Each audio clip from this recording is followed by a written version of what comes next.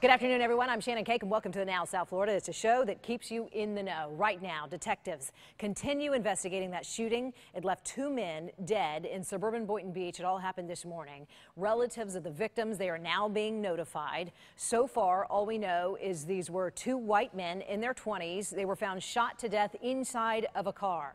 The Now's Charlie Keegan is at Melrose Park, the community, with the very latest this afternoon. Charlie? We know detectives are working to notify family members and relatives of the 2 men who were found dead here this morning.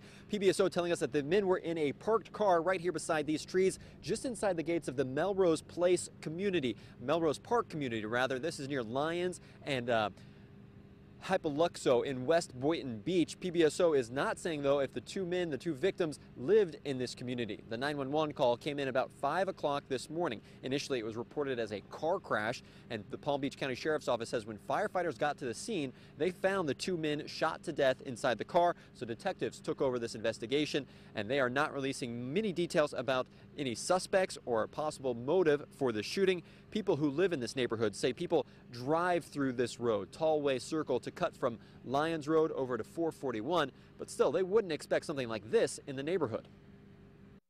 In a very blue-collar neighborhood. We're just quiet, hard-working folk out here, and we stay to ourselves.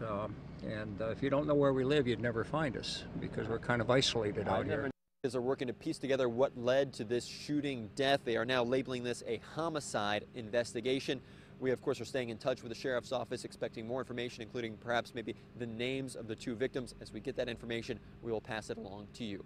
In West Boynton Beach, Charlie Keegan, the Now South Florida. Charlie.